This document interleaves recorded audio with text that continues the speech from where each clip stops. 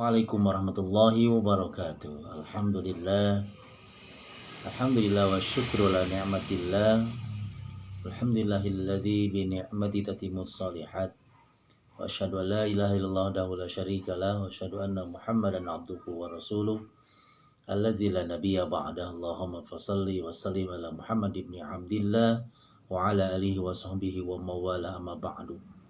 Qala Allah Ta'ala fi kitabihil karim wa huwa asdaqul qailin. A'udzu billahi minasy syaithanir rajim. Wadhkur 'ibadana Ibrahim wa Ishaq wa Yaqub ulil aidi wal absar. Inna akhlasnahum bi khalisatin zikrad dar wa innahum indana laminal mustafainal akhyar. Al-ayah. Sadaqallahul azim. Dan ingatlah hamba-hamba kami Ibrahim, Ishak, Yakub yang mempunyai kekuatan yang besar dan ilmu yang tinggi. Sungguh kami telah menyucikan mereka dengan menganugerahkan akhlak yang tinggi kepadanya, yaitu selalu mengingatkan manusia kepada negeri akhirat. Dan sungguh di sisi kami mereka termasuk orang-orang pilihan yang paling baik. Surat Shad ayat 45 sampai 47. Alhamdulillah, kita bersyukur kepada Allah dengan nikmat yang terus Allah anugerahkan kepada kita, sehingga di Selasa ini di tanggal 13 Syawal 1442 Hijriah bertepatan dengan tanggal 25 Mei tahun 2021 Miladiah atau Masehi. Allah jumpakan kita kembali di pengajian daring dengan menyimak video pembelajaran yang sama-sama kita perhatikan dan kita pahami. Atas nama pribadi dan keluarga mengucapkan selamat Idul Fitri 1442 Hijriah. Sekalipun sudah 13 hari kita melewatinya, tapi selamat dan mengucapkan taqabbalallahu minna wa minkum. Semoga Allah menerima amal ibadah kita sekalian dan kita termasuk orang-orang yang kembali kepada kesucian, kembali ke titik nol dalam makna suci bersih lahir batin kita dengan saum Ramadan yang telah kita lewati 13 hari 14 hari yang lalu. Kemudian kita termasuk pula orang-orang yang diizinkan oleh Allah, termasuk orang-orang yang mendapatkan kemenangan. Siapakah orang yang mendapatkan kemenangan itu? Ya, fa amma man taba wa amana wa amila sholihan fa asa yakuna minal muflihun. Orang-orang yang menang itu adalah orang-orang yang diterima taubatnya, yang imannya semakin kuat, semakin kokoh, semakin hebat, yang ditandai dengan amal solihnya yang semakin istiqomah. Diterima taubatnya, imannya meningkat, amal solihnya mudawamah dan istiqomah, fa'asa ayyakuna minal muflihin, maka boleh jadi itulah orang-orang yang menang. Al-Qasas ayat 67. Salawat dan salam tak lupa pula kita mohonkan kepada Allah, semoga dilimpah curahkan selalu untuk baginda kita Habibana wa Nabiyana Nabi Allah Muhammad sallallahu alaihi wasallam, sahabat kerabat insyaallah, termasuk kita umatnya yang beriman hingga akhir zaman. Ibu-ibu yang Allah muliakan, di kesempatan Selasa sore ini kajian kita melanjutkan tentang kisahul anbiya, ya, kisah para nabi yang ingin sama-sama saya sharingkan sebagai reminder saja adalah kisah Nabi Allah Ishak alaihissalam. Nabiullah Ishak alaihissalam.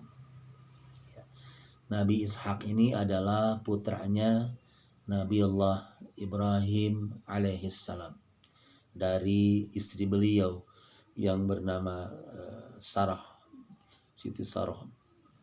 Ya, Nabi Ibrahim itu ya punya istri yang kita kenal, ya, Siti Sarah dan Siti Hajar. Yang kemudian istri pertama Sarah ini punya anaknya belakangan karena Siti Hajar setelah dinikahi oleh Nabi Ibrahim lebih dahulu punya anak yang diberi nama Ismail, dan jarak dari Nabi Allah Ismail ke Nabi Ishak itu 14 tahun, wallahu alam, kurang lebih jaraknya. Nabi Ishak ini Allah menganugerahkan umur yang cukup panjang, 180 tahun usianya, subhanallah. Periode sejarahnya wallahu alam, konon para ahli sejarah Islam itu beliau diperkirakan hidup di tahun 1897 sampai 1717 sebelum Masehi. Ya, beliau lahir di kota Al-Khalil, ya, Hebron, ya, daerah Palestina sekarang.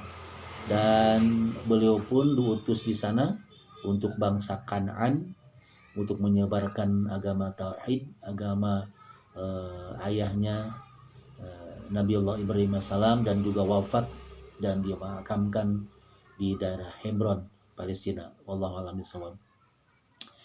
Nabi Ishak ini nanti punya istri yang bernama Rafkah atau Rafqah binti Batuil, yang secara lahiriah istrinya ini, mohon maaf, adalah termasuk akiron, termasuk yang mandul. Tapi dengan doa yang luar biasa, maka kemudian Allah menganugerahinya anak kembar. Ya, Nabi Ishak ya nikah di usia 40 tahun, dan ketika itu Nabiullah Ibrahim masih ada. Dan Nabi Ibrahim itu punya Siti Sarah itu hamil di usia 90 tahunan. Sama pula sebenarnya secara lahiriah beliau masuk kepada akiron, ya, yang mandul. Tapi dengan izin Allah kemudian Allah punya beliau punya anak, ya, yang Ishak itu. Dan Nabi Ibrahim kurang lebih berusia 100 tahun. Ya, Nabi Ishak menikah di usia 40 tahun, dan Nabi Ibrahim masih ada, menikahi Rafqah binti Batuil, yang lantas Allah menganugerahinya 2 anak, yaitu anak kembar yang diberi nama Lisu. Ya, dalam bahasa Arab itu Lis dikenalnya, yang Lis ini kemudian menurunkan generasi nenek moyang, jadi nenek moyang bangsa-bangsa Romawi, ya, bangsa Romawi. Ya, bangsa Romawi itu dulu puncak kejayaannya adalah di sekitar Bizantium atau daerah Turki kalau sekarang, ya, Konstantinopel itu. Ya, itu Romawi, yang kemudian para penganutnya itu yang beragama Nasrani itu berpindah ke daerah Rusia, ya, seperti itu. Dan kemudian Nabi Ishak ini selain punya anak Lis, ya, juga punya anak yang kembaran Lis, yaitu Yakub yang jadi nabi. Kenapa dinamakan Yakub? Karena ini adalah anak kembar, ya, ketika lahir itu wallahu alam karena sedang memegang tumit saudaranya, ya, ketika lahir dinamakan Yakub, ya. Ataupun Yakub ini nanti dikenal, ya, dengan nama Israel, ya. Israel itu bahasa Ibrani yang bermakna itu, Isra itu kan malam, ya. Israel itu kalau dalam bahasa Arab adalah Abdullah, ya. Jadi Isra itu malam, El itu Tuhan kalau bahasa Ibrani. Artinya hamba Tuhan yang suka berjalan di malam hari. Bermakna beliau berjalan untuk berdakwah menyebarkan agama tauhid di malam hari, sementara siang harinya beliau istirahat, ya gitu. Maka dinamakan Israel gitu. Jadi kemudian dikenal dalam Al-Quran dengan istilah Bani Israel. Bani artinya keturunan. Israel itu gelar Nabi Yakub, artinya keturunan Nabi Yakub alaihis salam.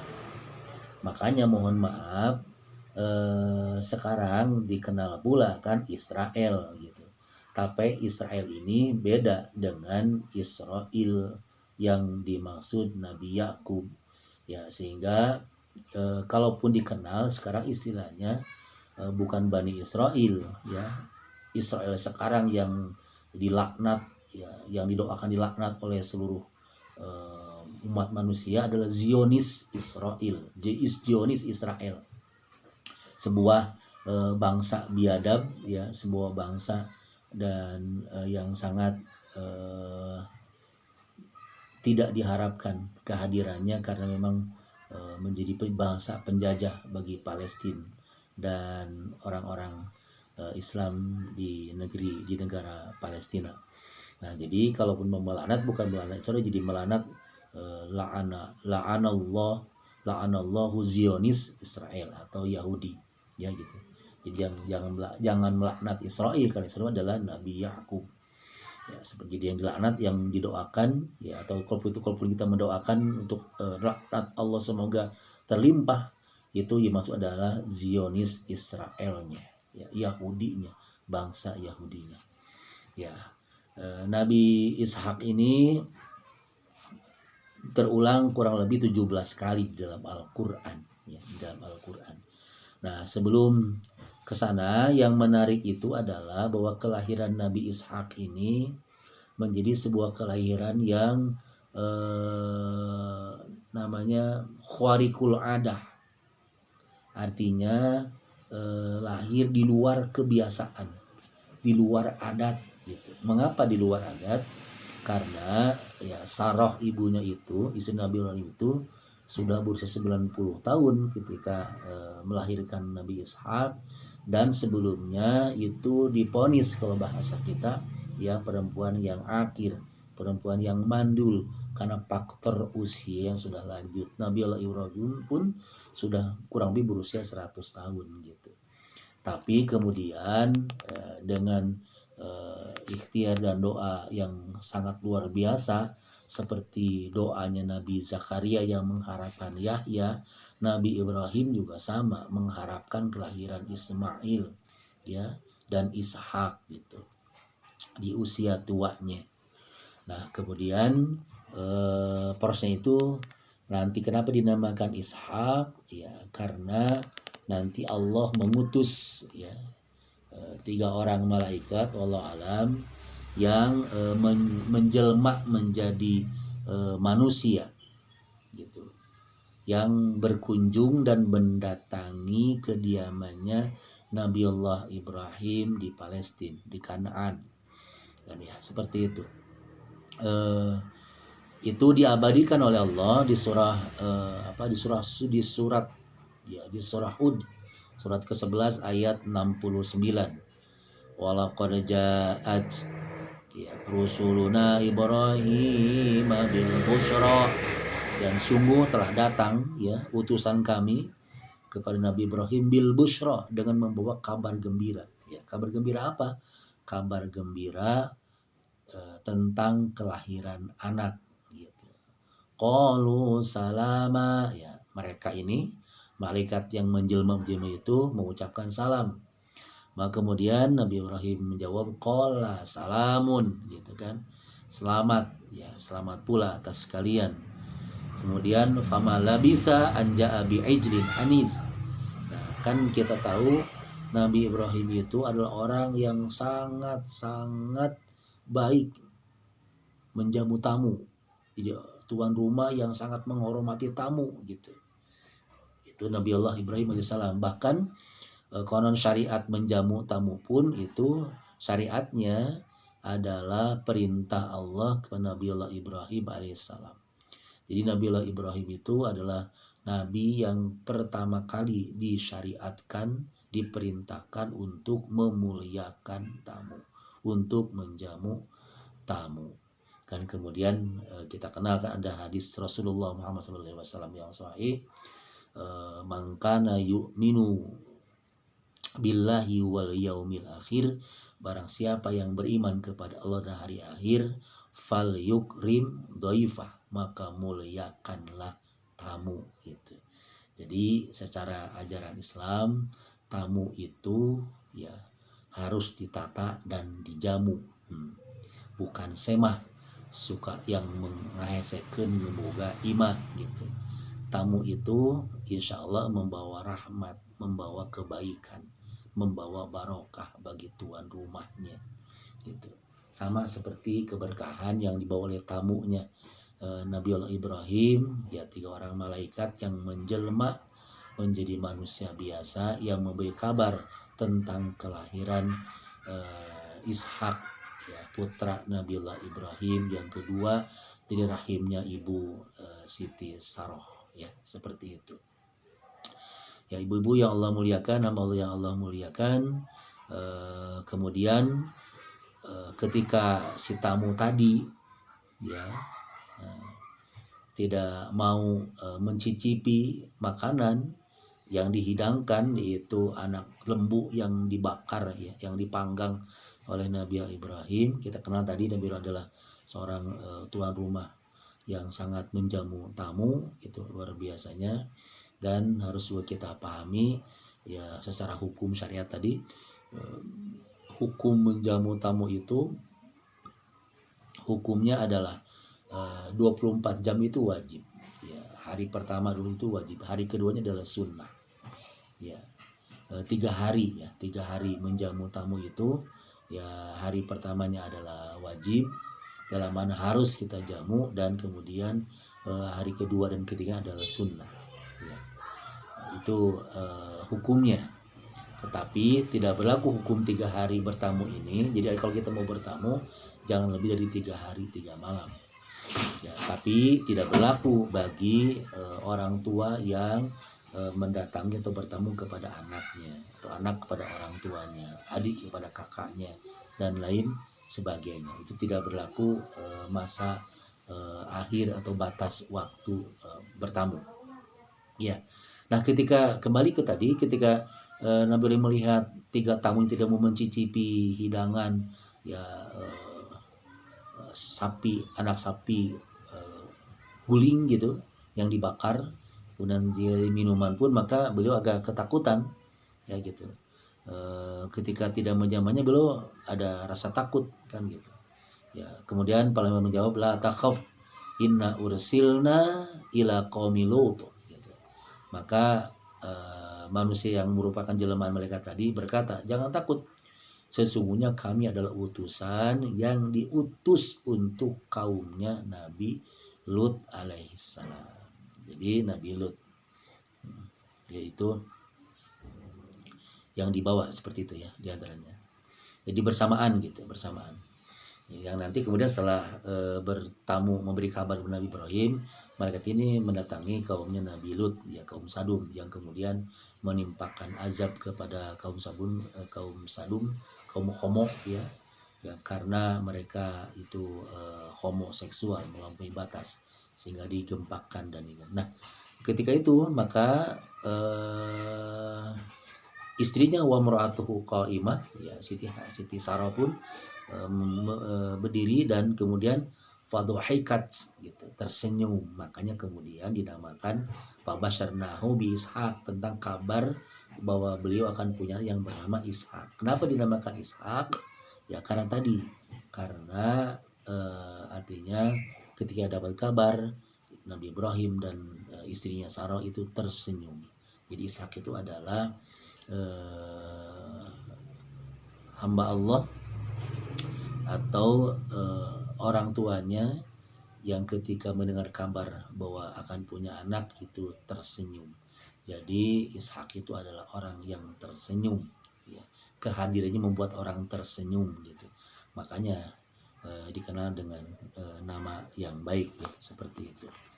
Nah, hadirin hamba Allah rahimakumullah, yang kemudian ya Nabi Ishak ini menjelma dan diutus menjadi salah seorang nabi utusan Allah ya, diantara bahkan termasuk 124 orang nabi, bahkan juga termasuk diantara 25 nabi dan rasul yang wajib diketahui ya. Tanda buktinya kita itu beriman kepada rukun iman yang keempat, itu beriman kepada para nabi dan rasul, maka salah satunya adalah kita harus mengenal dan hafal 25 nabi itu, termasuk juga kita mengenal bagaimana sejarahnya.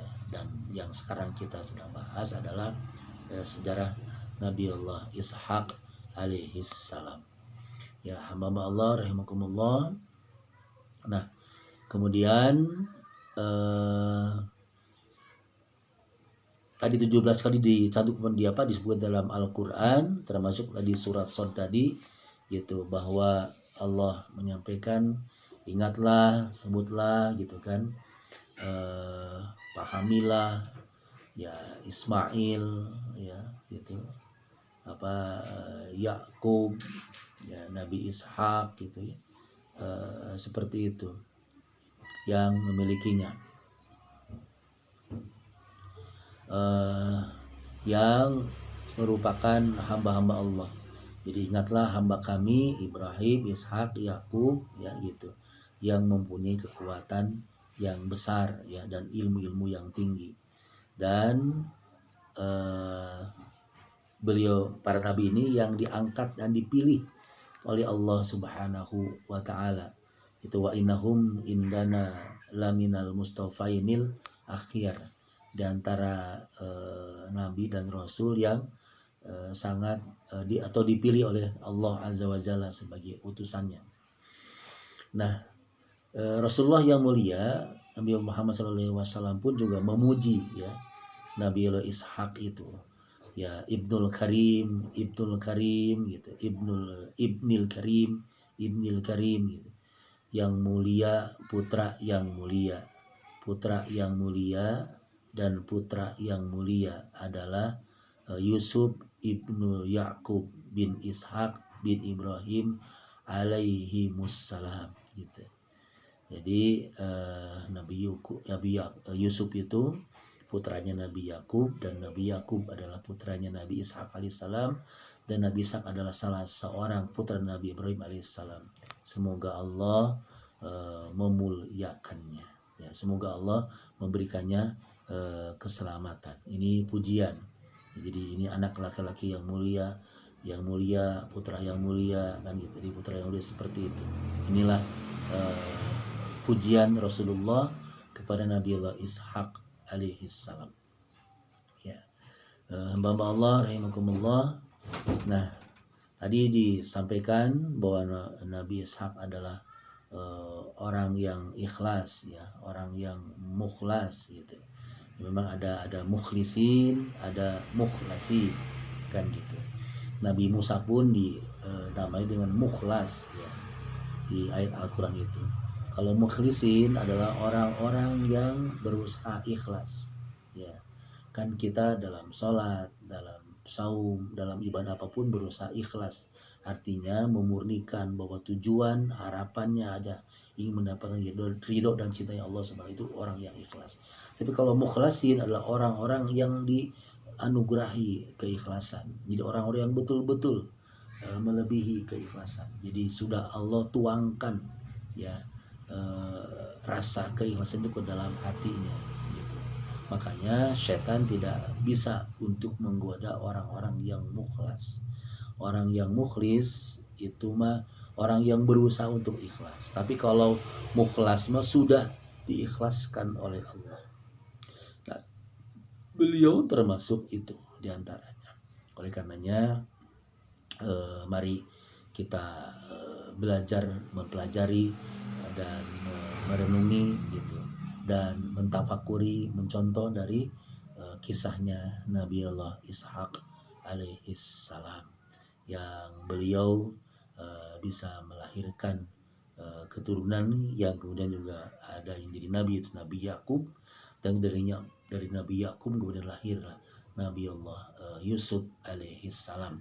Di antara sekian banyak putra Nabi Yakub yang 12 itu, salah satunya Nabi Yusuf yang telah menjadi nabi dan rasul. Mudah-mudahan kita termasuk orang-orang yang dipilih oleh Allah Subhanahu wa taala untuk terus menjadi orang-orang yang dituangkan keikhlasan oleh Allah dalam menjalani kehidupan yang terbaik ini. Mudah-mudahan ada manfaatnya, dan insya Allah kita termasuk orang-orang yang dibimbing oleh Allah untuk terus menjalani kehidupan dengan ikhlas, beramal dengan ikhlas, berdoa pun dengan ikhlas, dan menjalani kehidupan dengan ikhlas. Mudah-mudahan ada manfaatnya. Aku qouli hadza wa astaghfirullah li wa lakum. Rabbana taqabbal minna innaka antas samiul alim wa tub alaina innaka tawwabur rahim.